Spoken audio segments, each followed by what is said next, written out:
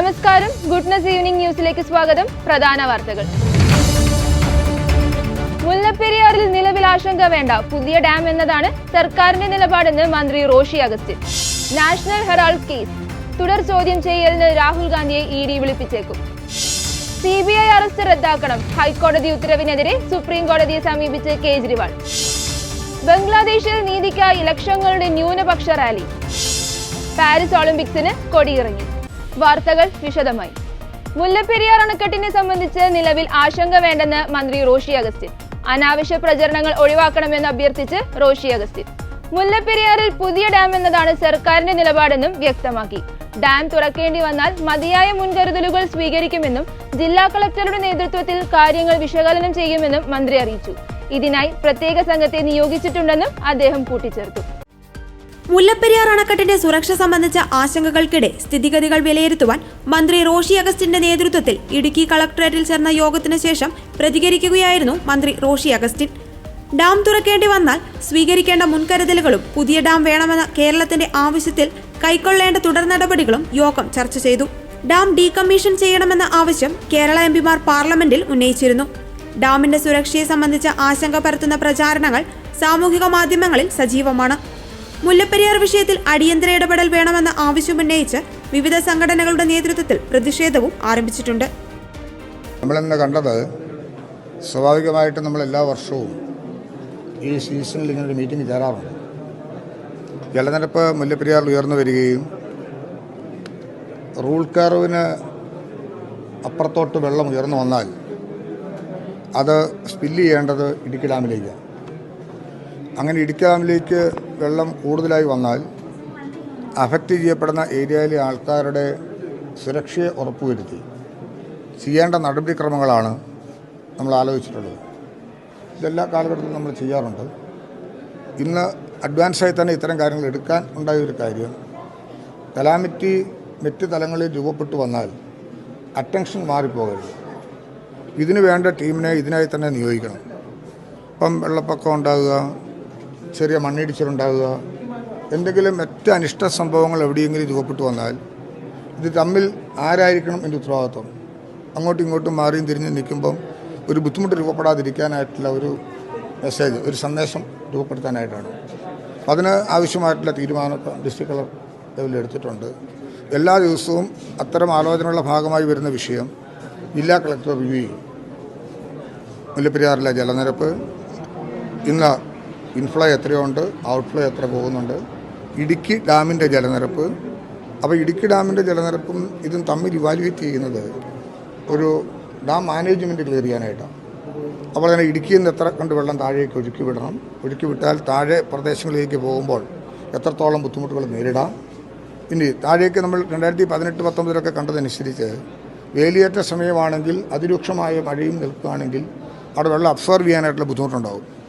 അങ്ങനെ വന്നാൽ ആ ടൈം നോക്കി ഈ വെള്ളം ഇവിടെ നമ്മൾ കഴിച്ചു വിട്ട് ജനങ്ങൾക്ക് ബുദ്ധിമുട്ട് പരമാവധി ഒഴിവാക്കാനായിട്ടുള്ള ശ്രമങ്ങളാണ് നടത്തിയിട്ടുള്ളത്. ഇപ്പോഴത്തെ നിലയനുസരിച്ച് ഇത്തരം ആശങ്കകളൊന്നും തന്നെ തോന്നിക്കുന്നില്ല. സീ ലെവലിൽ നിന്ന് ഇന്നത്തെ സ്ഥിതിയിൽ 791.78 മീറ്ററാണ് ഇന്നത്തെ ജലനിരപ്പ്. ഒരു വാർണിംഗ് സ്റ്റെപ്പിലേക്ക് പോകണമെങ്കിൽ പോലും 794.2 മീറ്റർ ആണ് നമുക്ക് വേണ്ടത്. ഡേഞ്ചറസ് ആണെങ്കിൽ 795 സംതിങ്ങാണ്. അപ്പോൾ അത് വെച്ച് നോക്കുമ്പോൾ ഇന്ന് നമുക്ക് അങ്ങനെ ഒരു ബുദ്ധിമുട്ടുകളൊന്നുമില്ല.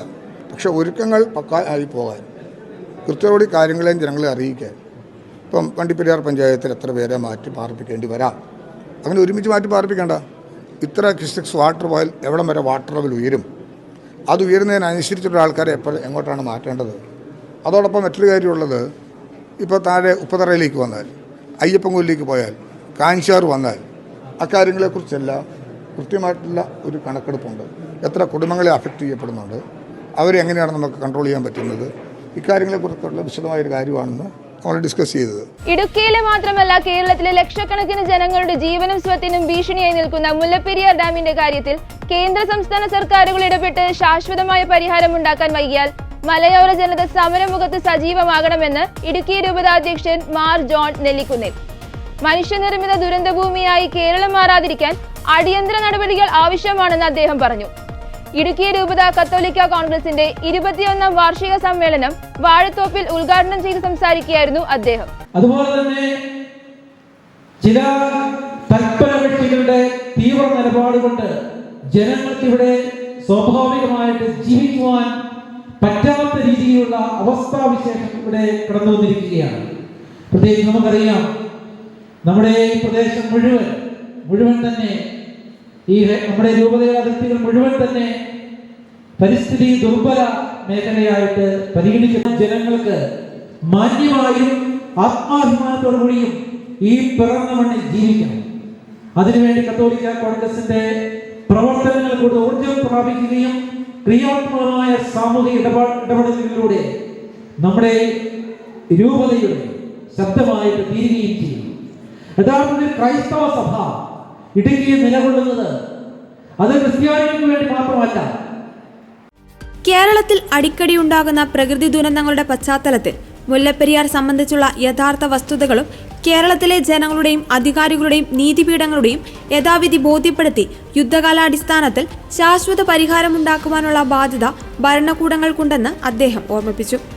പ്രവർത്തന മാർഗരേഖ global general secretary Josekutty Ozhikayil പ്രകാശനം ചെയ്തു. ഈ വർഷത്തെ കർമ്മ പദ്ധതിയിൽ ഉൾപ്പെട്ട സായാഹ്ന സമുദായ സംഗമി ലാവോസ് 2024 എന്ന പേരിൽ അഭിവന്യ പിതാവ് ഉദ്ഘാടനം ചെയ്തു.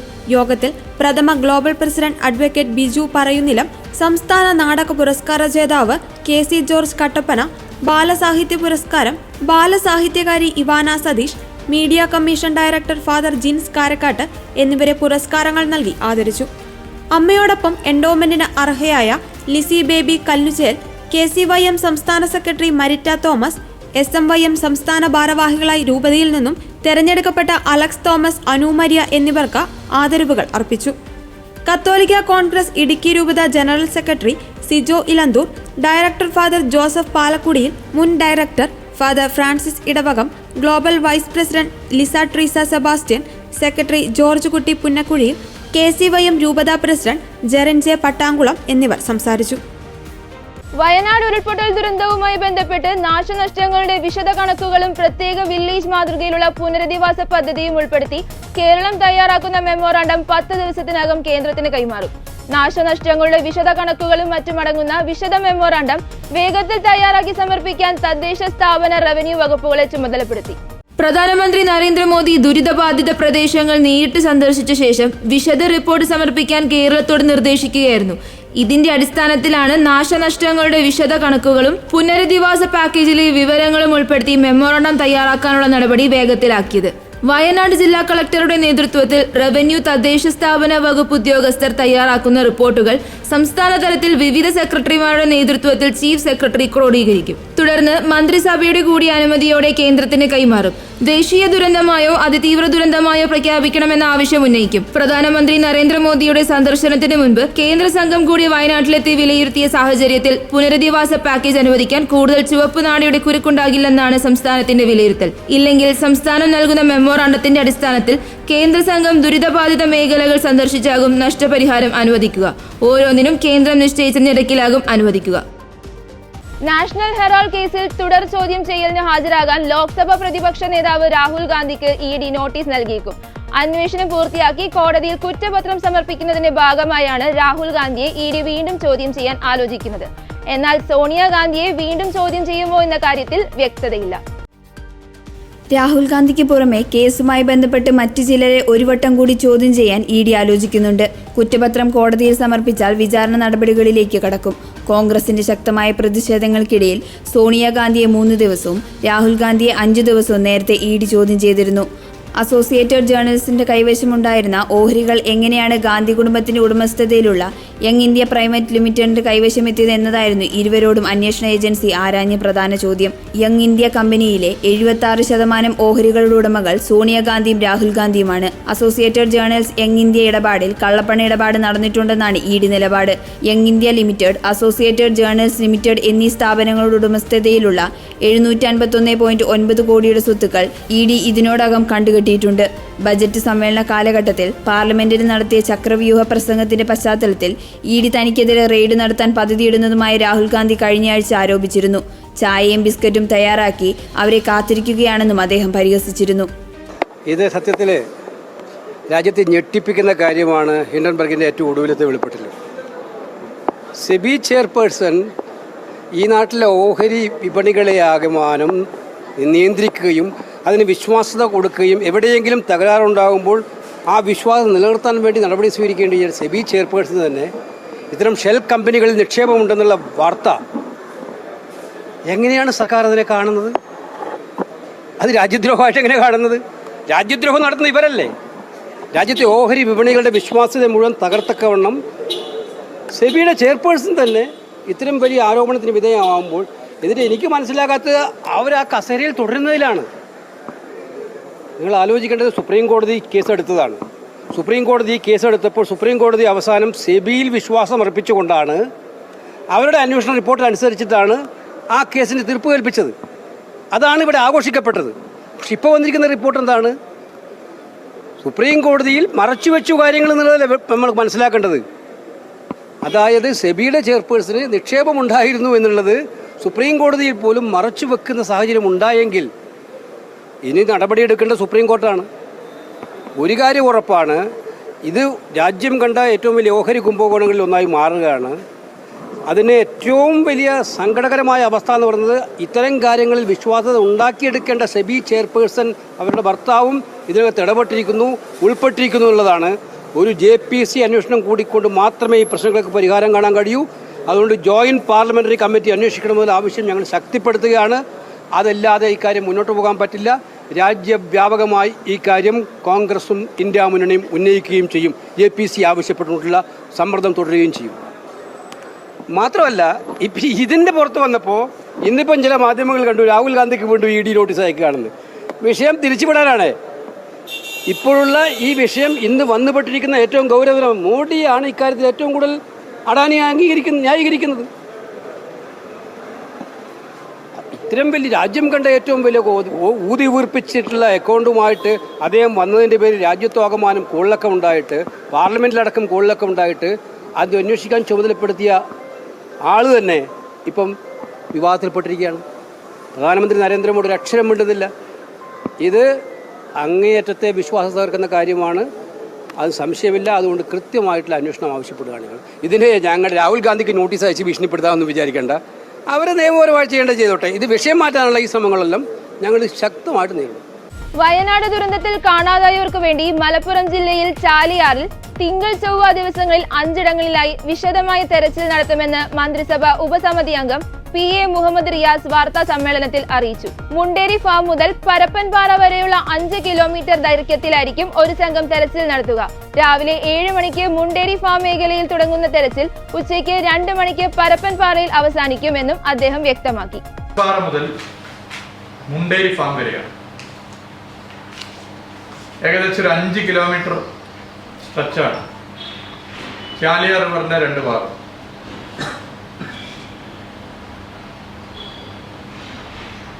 അവിടെ ലോക്കൽ ആയിട്ടുള്ള സന്നദ്ധ വളണ്ടിയർമാരുണ്ടാവില്ല. കാരണം കുറച്ച് ബുദ്ധിമുട്ടുള്ള ടാസ്ക്കാണ്. ആ നിലയിൽ ഗവൺമെന്റ് ഏജൻസീസാണ് ആ സെർച്ചിനകത്ത് പങ്കെടുക്കുക. രാവിലെ 7 മണിക്ക് മുണ്ടേരി ഫാം ഏരിയയിൽ നിന്നും ആരംഭിക്കും. എന്നിട്ട് പരപ്പൻപാറയിൽ ഉച്ചയ്ക്ക് 2 മണിക്ക് അവസാനിക്കും. പിന്നെ തിരിച്ചു വരും. ഇതിൻ്റെ ഒരു man power NDRF 10, fire force and civil defence 20, police 10, forest 20. ഇങ്ങനെയാണ് ഇതിൻ്റെ ഒരു മാൻ പവർ. വോളണ്ടിയേഴ്സ് ഈ സെക്ടറിലില്ല. അതിൻ്റെ കാരണം ഞാൻ നേരത്തെ പറഞ്ഞു, വളരെ ഡിഫിക്കൽട്ട് ആയിട്ടൊരു ടാസ്ക്കാണ്. Sector 2 Panankayam forest area. Panankayam forest area ഒരു ഡെൻസ് ഫോറസ്റ്റ് ഏരിയ. അവിടെ വൈൽഡ് എലിഫൻസ് ഉണ്ട് എന്നുള്ളതാണ് പൊതുവെ പറയപ്പെടുന്നത്. ആ ഏരിയ നമ്മൾ നേരത്തെ തെരച്ചിൽ നടത്തിയതാണ്. പക്ഷെ ഒന്നുകൂടി തെരച്ചിൽ നടത്താൻ വേണ്ടി അവിടെ നാട്ടിലുള്ള വോളണ്ടിയർമാരെ കൂടി ഉൾപ്പെടുത്തും. നാട്ടിലുള്ള 10 വോളണ്ടിയേഴ്സ് ആ തെരച്ചിൽ പങ്കെടുക്കും. NDRF 10, fire force and civil defence 10, police 10, forest 10, പിന്നെ നമ്മുടെ സന്നദ്ധ വളണ്ടിയർമാരായിട്ടുള്ള 10 പേര്. അങ്ങനെ 50 പേരുടെ ഒരു ടീമാണ്. ആദ്യത്തേത് 60 പേരുടെ ടീമാണെങ്കിൽ ഇത് 50 പേരുടെ ഒരു ടീമാണ്. പിന്നെ സെക്ടർ 3 ഇപ്പൊ പറഞ്ഞ പാനൻകയം മുതൽ പൂക്കോട്ടുമന വരെ പോലീസ് 10, വോളണ്ടിയേഴ്സ് 20, അങ്ങനെ ഒരു 30 പേരുടെ ടീമാണ്. പിന്നെ പൂക്കോട്ടുമന മുതൽ ചാലിയാർ മുക്ക് വരെയാണ് 4ാമത്തെ സെക്ടർ. അവിടെ മാൻ പവർ പോലീസ് 10, വോളണ്ടിയേഴ്സ് 20, അങ്ങനെ 30 പേരാണ്. 5 സെക്ടറുകളായിട്ടാണ്. 5ാമത്തെ സെക്ടർ ഏറ്റവും അവസാനം കുമ്പളപ്പാറ വരെയാണ്. ഇരുട്ടുകുത്തി മുതൽ കുമ്പളപ്പാറ വരെ. Man power fire force and civil defence 5, police 10, forest 10, volunteers 15, അങ്ങനെ 40 പേരുടെ ഒരു ടീമാണ്. അതിൽ NDRFന്റെ സഹായം, ഫയർഫോഴ്സിന്റെ സഹായം, പോലീസിന്റെ സഹായം, ഫോറസ്റ്റിന്റെ സഹായം, പിന്നെ വോളണ്ടിയർമാരുടെ സഹായം. എല്ലാ നിലയിലും ചാലിയാറുടെ പരിശോധന നടന്നു. എന്നാൽ ഇനിയും നമ്മൾ ഈ നിലയിലൊരു പരിശോധന നടത്തുകയാണ്.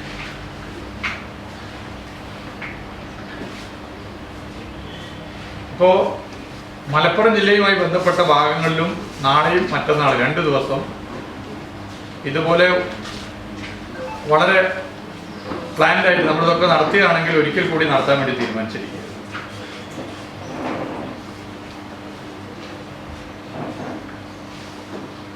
ഇതാണ് തെരച്ചിലുമായി ബന്ധപ്പെട്ട് പറയാനുള്ളത്. ഇന്നത്തെ അനുഭവങ്ങൾ നമ്മുടെ മുമ്പിലുണ്ട്, നിങ്ങളുടെ മുമ്പിലുണ്ട്. പിന്നെ താൽക്കാലിക പുനരധിവാസമാണ്. ജില്ലാ കളക്ടറുടെ നേതൃത്വത്തിൽ ഒരു സമിതി ഇതിന്റെ ഭാഗമായി രൂപം കൊടുത്തിരുന്നു, ഒരു സബ് കമ്മിറ്റി. ആ സബ് കമ്മിറ്റി അതിന്റെ പ്രവർത്തനം വളരെ സജീവമായിട്ട് മുന്നോട്ട് കൊണ്ടുപോവുകയാണ്. ഇന്നലെ വരെ 125 വാടക വീടുകളാണ് കിട്ടിയിരുന്നെങ്കിൽ ഇന്നത് 253ആയി, 253. 253 വാടക വീടുകൾ കണ്ടെത്തി എന്നുള്ളത് മാത്രമല്ല, 100ഓളം വാടക വീടുകളുടെ ഓഫർ വേറെ വന്നിട്ടുണ്ട്. ഇനി അതിന്റെ മറ്റു പ്രൊസീജിയറിലേക്ക് പോയിക്കൊണ്ടിരിക്കുകയാണ്. ഹിൻഡൻബർഗ് ആക്ഷേപം തള്ളി Securities and Exchange Board of India. Adani ഗ്രൂപ്പിനെതിരായ അന്വേഷണത്തിൽ ഒരു വീഴ്ചയും വരുത്തിയിട്ടില്ലെന്ന് സെബി വ്യക്തമാക്കി. 24 ആക്ഷേപങ്ങളിൽ 23 അന്വേഷിച്ചു. 1ലെ നടപടി കൂടി ഉടൻ പൂർത്തിയാകും. അന്വേഷണത്തിന്റെ ഭാഗമായി അദാനി ഗ്രൂപ്പിന് നോട്ടീസ് നൽകുകയും മൊഴിയെടുക്കുകയും ചെയ്തു. ചെയർപേഴ്സൺ മാധബി പുരി പുച്ചി അവർക്കെതിരായ ആക്ഷേപം നിഷേധിച്ചു കഴിഞ്ഞെന്നും സെബി കൂട്ടിച്ചേർത്തു. അദാനിക്ക് പങ്കാളിത്തമുള്ള നിഴൽ കമ്പനികളിൽ സെബി ചെയർപേഴ്സൺ മാധബി പുരി പുച്ചിന് നിക്ഷേപമുണ്ടായിരുന്നുവെന്ന ഹിൻഡൻബർഗ് റിപ്പോർട്ടിൽ രാഷ്ട്രീയ കോളിളക്കം തുടരുകയാണ്. സെബി ചെയർപേഴ്സൺ മാധബി ബുച്ചിനും അവരുടെ ഭർത്താവിനും അദാനി പണമിടപാട് അഴിമതിയിൽ ഉൾപ്പെട്ട വിദേശ സ്ഥാപനങ്ങളിൽ ഓഹരിയുണ്ടെന്നാണ് ഹിൻഡൻബർഗ് കണ്ടെത്തൽ.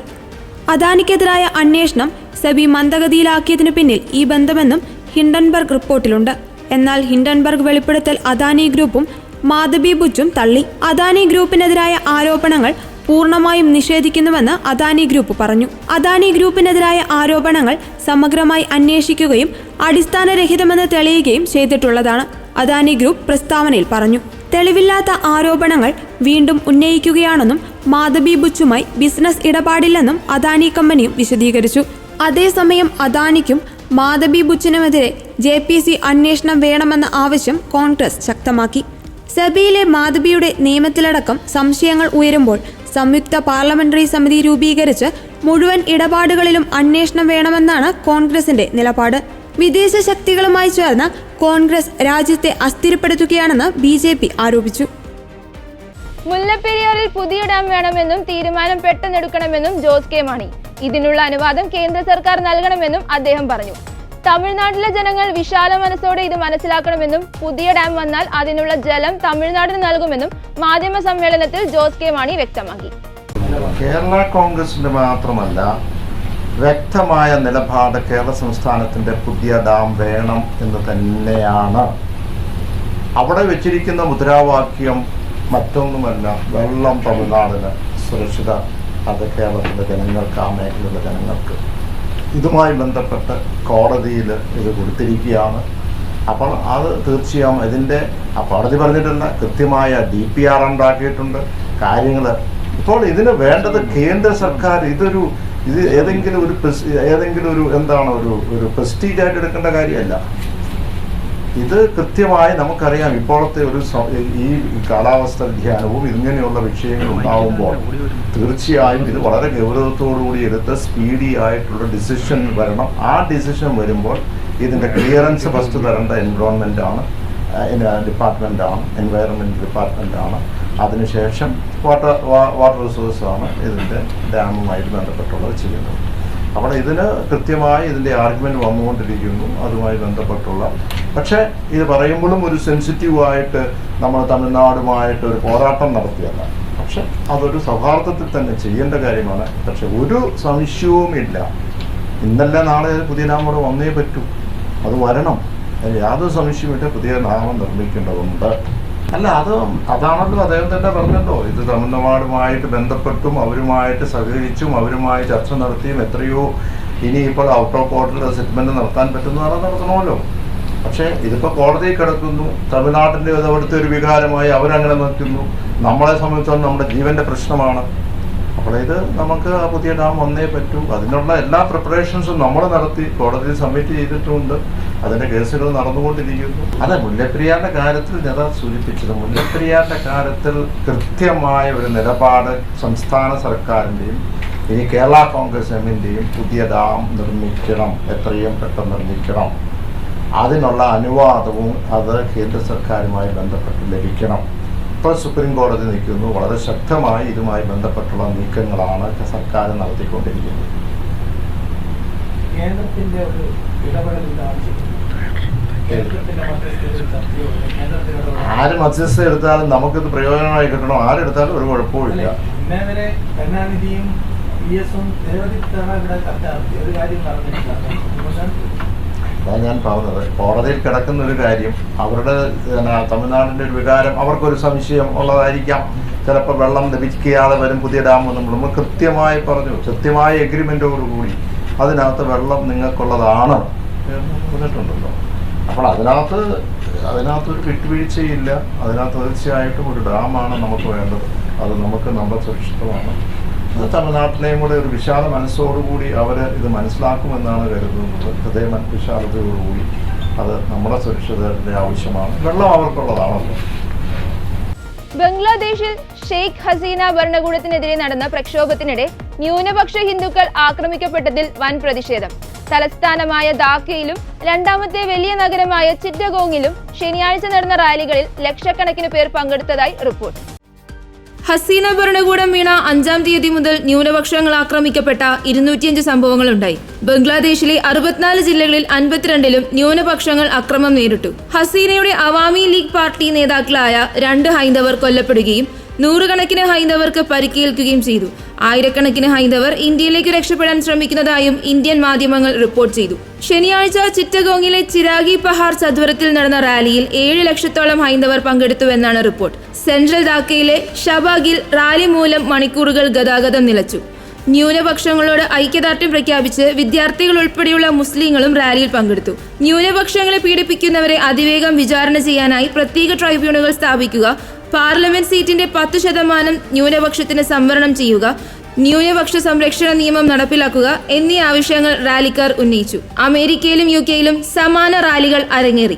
ബംഗ്ലാദേശിലെ ഇടക്കാല സർക്കാരിനെ നയിക്കുന്ന പ്രൊഫസർ മുഹമ്മദ് യൂനുസ് ന്യൂനപക്ഷങ്ങൾക്ക് നേർക്കുണ്ടായ ആക്രമണത്തെ ശനിയാഴ്ച അപലപിച്ചു. ഹിന്ദു, ക്രിസ്ത്യൻ, ബുദ്ധമത ന്യൂനപക്ഷ കുടുംബങ്ങളെ അക്രമത്തിൽ നിന്നും രക്ഷിക്കാൻ വിദ്യാർത്ഥികൾ മുന്നിൽ നിൽക്കണമെന്ന് അദ്ദേഹം ആവശ്യപ്പെട്ടു.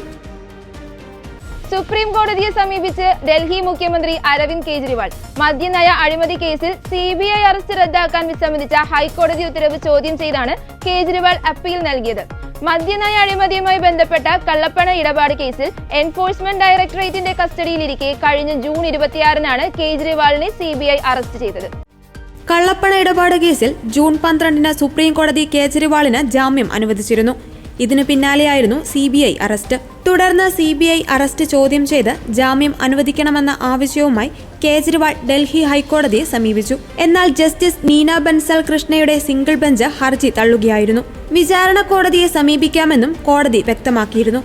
CBIക്ക് കേജ്രിവാളിനെ കസ്റ്റഡിയിൽ സൂക്ഷിക്കാൻ ആവശ്യമായ തെളിവുകളില്ലെന്നും ജയിലിൽ കഴിയുന്നത് ഉറപ്പാക്കാൻ വേണ്ടിയാണ് CBI അറസ്റ്റ് എന്നുമായിരുന്നു ഹൈക്കോടതിയിൽ കേജ്രിവാളിന്റെ വാദം.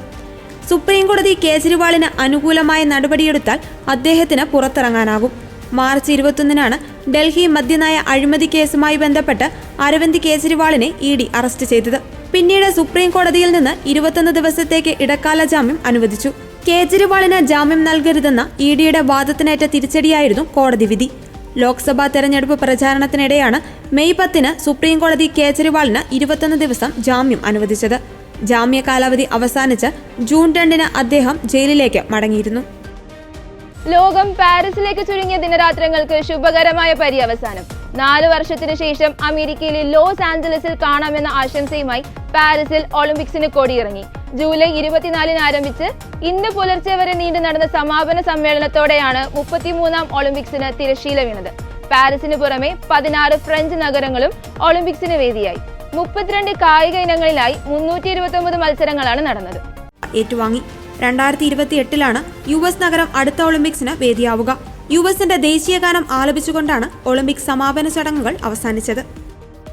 ഇതോടെ ഗുഡ്നസ് ഈവനിംഗ് ന്യൂസ് അവസാനിക്കുന്നു. കൂടുതൽ വാർത്താ അപ്ഡേറ്റുകൾക്കായി ഗുഡ്നസ് ഓൺലൈൻ സന്ദർശിക്കുക. നന്ദി.